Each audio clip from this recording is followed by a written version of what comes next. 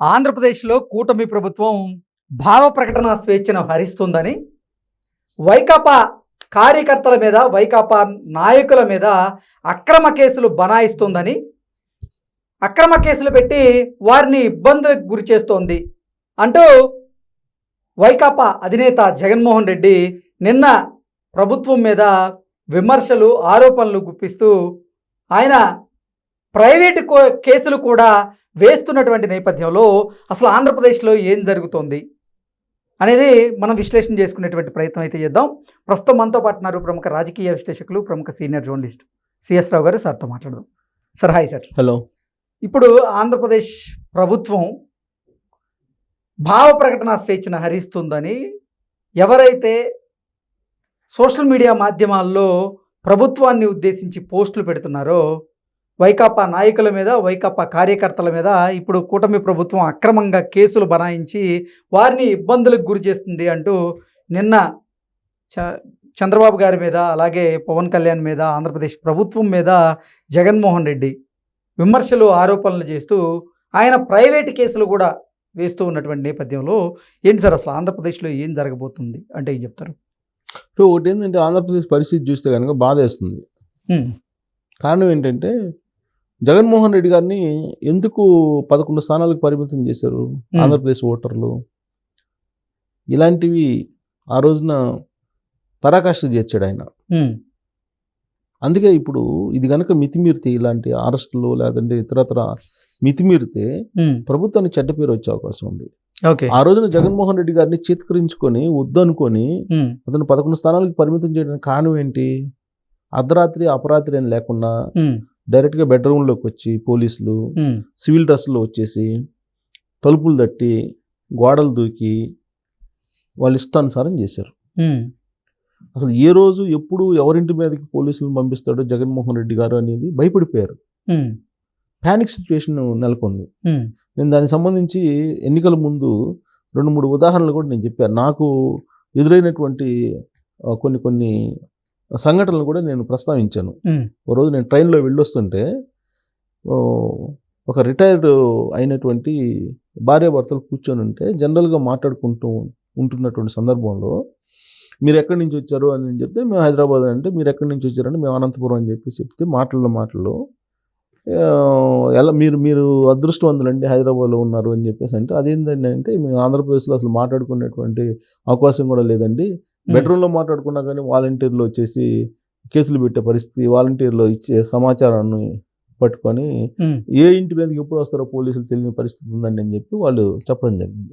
సరే, వాళ్ళు ఏమైనా రాజకీయ పార్టీలకి సంబంధించినటువంటి వాళ్ళు అంటే కాదు, వాళ్ళు ఏదో రిటైర్ సంబంధించినటువంటి వాళ్ళు రిటైర్ చేస్తున్నారు. అంటే ఒక సామాన్య రిటైర్డ్ అయినటువంటి ఒక పండితుని సతీమణి వ్యక్తం చేసినటువంటి అభిప్రాయం.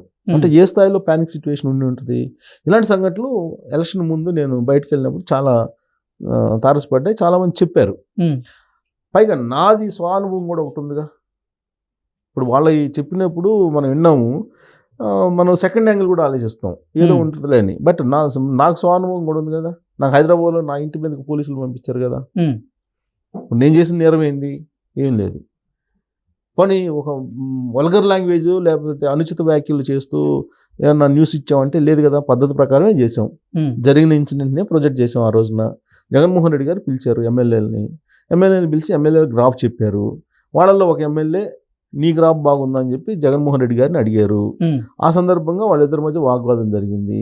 వైవి సుబ్బారెడ్డి గారు వచ్చి జోక్యం చేసుకున్నారు అని తెలిసింది అనేది వీడియో సారాంశం. దాంట్లో ఏముంది తప్పు? దానికి ఒక కేసు బుక్ చేశారు.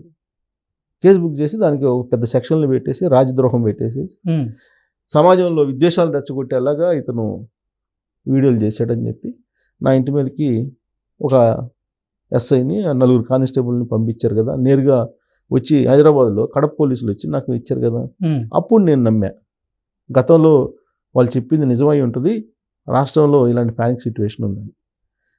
తర్వాత నేను ఎంక్వైరీ చేస్తే దాదాపు 3 నుంచి 4 వేల మంది దాకా ఇళ్ల మీద పోలీసులు వెళ్ళినటువంటి సంఘటనలు ఆంధ్రప్రదేశ్లో ఉన్నాయి. లీడర్ల ఇళ్ల మీద కాదు, సామాన్యమైనటువంటి ప్రజల ఇళ్ల మీద కూడా. ఎందుకు? ఒక సోషల్ పోస్ట్ ఏదన్నా వస్తే దాన్ని ఫార్వర్డ్ చేసినటువంటి వాళ్ళని, లేదా సోషల్ పోస్ట్ పెట్టినటువంటి వాళ్ళని హింసించినటువంటి సందర్భం, అది కూడా ఎవరితోటి? పోలీసులతోటి. జనరల్గా ఏంటంటే పోలీసులు ఇంటికి రావటం అంటేనే చాలామంది ఇవాళకి కూడా అవమానంగా ఫీల్ అవుతుంటారు. అలాంటిది జగన్మోహన్ రెడ్డి గారు ఇళ్ల మీదకి పోలీసుల్ని సునాయాసంగా పంపించేశారు. ప్రజల యొక్క గౌరవం మీద, ప్రజలకు ఉన్న హక్కుల మీద కొట్టాడు ఆయన. ఆయన ఓడిపోవడానికి కారణం అదే ప్రధాన కారణం. ఆయన ఏంటంటే నేను మంచి చేశాను, ఇంకా మంచి బతికుంది, ఏదో అయ్యింది, ఈవీఎంలు ఏదో అయిపోయింది, ఢిల్లీలో పెద్దలు ఉన్నారు, ఇలా మాట్లాడుతున్నారు. కానీ వాస్తవం అది కాదు నేను చెప్పింది. ఆయన ఓడిపోవడానికి కారణం ఆ తర్వాత ల్యాండ్ టైటింగ్ యాక్ట్. ఆ ల్యాండ్ టైటింగ్ యాక్ట్లో ప్రతి ఇంట్లో వాళ్ళని మానసికమైనటువంటి భూమితో అనుబంధం మీద కొట్టారు. దాంతో 11 స్థానాలకు పరిమితం అయ్యారు ఆయన. ఆయన అరెస్టులు చేయటమే తప్పు. ఉదాహరణకి ఏంటంటే నేను 1-2 ఎగ్జాంపుల్ చెప్తా. రంగనాయకమ్మ గారని దాదాపు 70 సంవత్సరాల ఆవిడ ఎవరో ఒక పోస్ట్ పెడితే దాన్ని రీపోస్ట్ చేశారు. పోనీ అదేమన్నా బూత్ పోస్టా అంటే కాదు. తన పరిపాలన మీద అభ్యంతరం, తన పరిపాలన నచ్చలేదు అనేటువంటి విషయాన్నే దాంట్లో ప్రస్తావించారు. ఇప్పుడు వర్రా రవీందర్ రెడ్డి లాగా అక్కడేం బూతులు లేవు, అన్పార్లమెంటరీ వర్డ్స్ లేవు, నిర్మాణాత్మకమైనటువంటి విమర్శ చేశారు. ఆ పోస్ట్ని రీపోస్ట్ చేశారు. ఆ 60-70 సంవత్సరాలు ఆవిడని తీసుకొచ్చి పోలీస్ స్టేషన్లో కూర్చోబెట్టారు. మరి జగన్మోహన్ రెడ్డికి ఓటేమింటే ఎలా వేస్తారు? జగన్మోహన్ రెడ్డి గారికి అయిపోయింది. మాస్క్ అడిగినందుకు డాక్టర్ సుధాకర్ గారిని ఏం చేశారు? అని అసలు భూలోకం లేకుండా చేశారు కదా, భూమి మీద లేకుండా చేశారు కదా. తర్వాత వాళ్ళ సొంత ఎమ్మెల్సీ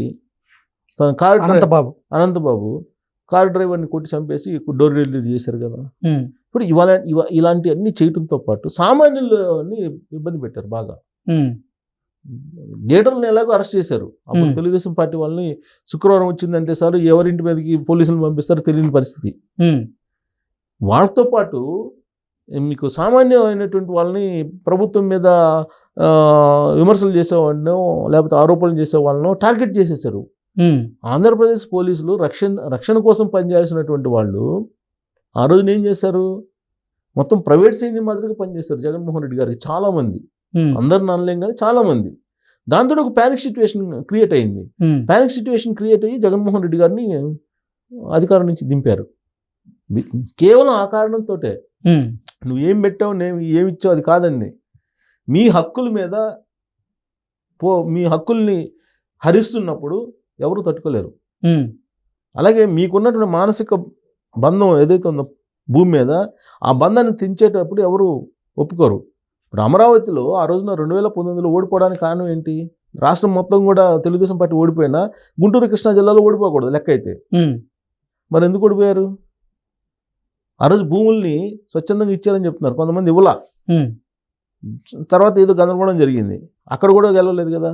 అలాగే ఇప్పుడేంటి, ఇప్పుడు సేమ్ ఆ రోజున జగన్మోహన్ రెడ్డి గారు ఏం చేశారో ఇప్పుడు అలాంటి కేసులు, అలాంటి అరెస్టులు జరుగుతున్నాయి అనేది జగన్మోహన్ రెడ్డి గారు ఫోకస్ చేస్తున్నారు, ప్రజల్లోకి తీసుకెళ్లే ప్రయత్నం చేస్తున్నారు. కానీ ఆ రోజున అరెస్టులు కన్నా ఇప్పుడు జరుగుతున్న అరెస్టులకి చాలా వ్యత్యాసం ఉంది. ఈ వ్యత్యాసాన్ని గమనించాలి. ఈ వ్యత్యాసం గమనించకుండా ప్రెస్ మీట్లు పెట్టి భావోద్వేగాలు రెచ్చగొట్టే ప్రయత్నం వైఎస్ఆర్ కాంగ్రెస్ పార్టీ చేస్తుంది. డైరెక్ట్గా జగన్మోహన్ రెడ్డి గారే ప్రెస్ మీట్ పెట్టి అరాచకాలు చేస్తున్నారు, అరెస్టులు చేస్తున్నారు, పత్రికా స్వేచ్ఛను హరిస్తున్నారు, పౌర హక్కులకి భంగం కలిగిస్తున్నారు, ఇలా మాట్లాడుతున్నారు. కానీ అక్కడ నేర స్వభావం ఏదైతే ఉందో అప్పుడు ఆ సోషల్ మీడియాలో పెట్టినటువంటి పోస్టులకి ఇప్పుడు వీళ్ళు పెట్టినటువంటి పోస్టులకి చాలా వ్యత్యాసం ఉంది. అది గమనించాలి. ఇప్పుడు జగన్మోహన్ రెడ్డి గారికి వాస్తవంగా సపోర్ట్ వస్తుంది ప్రజల నుంచి. ఎప్పుడు ఆయన కనుక కరెక్ట్గా నిర్మాణాత్మకమైనటువంటి విమర్శలతో సోషల్ మీడియా కనుక వాళ్ళది కనుక పనిచేస్తే డెఫినెట్గా ఆయనకి సింపతి వస్తుంది, తర్వాత ఆయనకి మద్దతు కూడా వస్తుంది. కానీ ఎవరైతే సమాజంలో అన్రెస్ట్ క్రియేట్ చేశారు, అల్లకొల్లం చేయాలని చెప్పి ఉద్దేశంతో పోస్టులు విషం చిమ్ముతో పెడుతున్నారో వాళ్ళని ఎంకరేజ్ చేస్తున్నారు ఆయన. అది ఆయనకి మరింత మైనస్ అయ్యే అవకాశం ఉంది.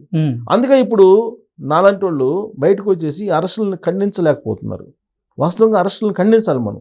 ఏ రోజైనా పత్రికా స్వేచ్ఛకు కానీ లేదా పౌర హక్కులకు కానీ భంగం కలిగినప్పుడు ఖచ్చితంగా ఒక జర్నలిస్ట్ అనేవాడు ఖండించాలి. ఇవాళ పరిస్థితి ఏంది? ఏ పరిస్థితి తీసుకొచ్చారు జగన్మోహన్ రెడ్డి గారు? ఖండించలేనటువంటి పరిస్థితి తీసుకొచ్చారు. చాలామంది నన్ను అడిగారు, అన్నా మీరు 26 సంవత్సరాల జర్నలిస్ట్గా ఉన్నారు కదా, మీరు కూడా ఒక వీడియో చేసి పెట్టచ్చు కదా, అక్రమ అరెస్టులు జరుగుతున్నాయి అని చెప్పి.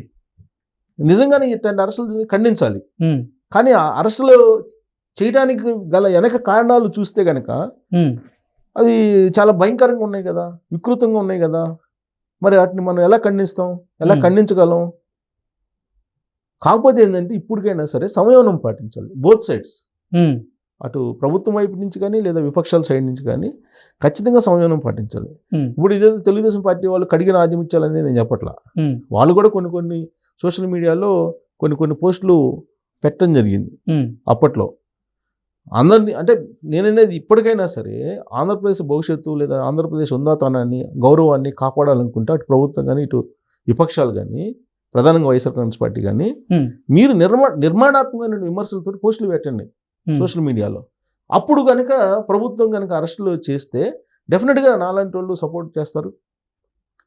నేను ఒక్కనే కదా, నాలాంటి వాళ్ళు చాలామంది ఉన్నారు, సపోర్ట్ చేస్తారు. అప్పుడు మీ వెంట నిలబడతారు. కానీ మీరు చేసేదే చండాలమైనట్టు పని అయినప్పుడు ఎవరు సపోర్ట్ రారు.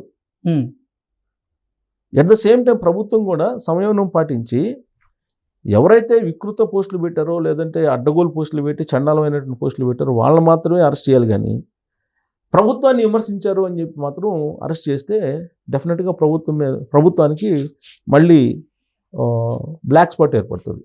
ఓకే, గతంలో జగన్మోహన్ రెడ్డి గారిని ఎలా తిరస్కరించిందో ఆంధ్రప్రదేశ్ సమాజం ఈ ప్రభుత్వాన్ని కూడా డెఫినెట్గా తప్పుపడుతుంది. చాలా సున్నితమైన అంశం.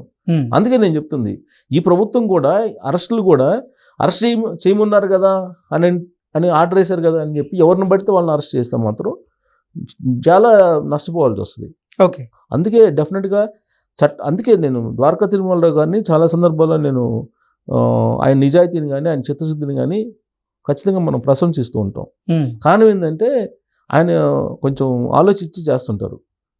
సో ఇప్పుడు అరెస్టులన్నీ జగన్మోహన్ రెడ్డి గారు చెప్తున్నట్టు అమాయకుల్ని ఏ తప్పు చేయడం చేయట్లేదు. ఓకే, కాకపోతే ఒకవేళ కనుక చేస్తే మాత్రం ఖండించాల్సిందే మనం. ఓకే, ఒకవేళ చేస్తే ఏది పద్ధతి. ఇప్పుడు నిర్మాణాత్మకమైన పోస్టులు పెట్టచ్చండి, భావ ప్రకటన స్వేచ్ఛ. చంద్రబాబు నాయుడు గారు ఇసుక ధరలు ఉచితంగా ఇస్తా అన్నారు, ఉచితంగా ఇవ్వట్లేదు. ఎందుకు ఇవ్వట్లేదు? నువ్వు క్వశ్చన్ చేయి. లేదు గత ప్రభుత్వం కన్నా ఎక్కువ ఉంది, క్వశ్చన్ చేయి. లేదు గత ప్రభుత్వం కంటే ఏమన్నా ఇంకా అక్కడ లోపాలు ఉంటే వాటిని ప్రశ్నించు. బట్ అలాంటి వాళ్ళని అరెస్ట్ చేస్తే మాత్రం ప్రభుత్వం మీద యాంటీ వస్తుంది. రాబోయే రోజుల్లో ఖచ్చితంగా సమాధానం చెప్పుకోవాల్సి వస్తుంది ప్రభుత్వం. ఓకే, సో అక్కడ జాగ్రత్త పడాలి, లేదంటే మొదటిగా మోసం వస్తుంది. Okay sir, thank you so much. Thank you.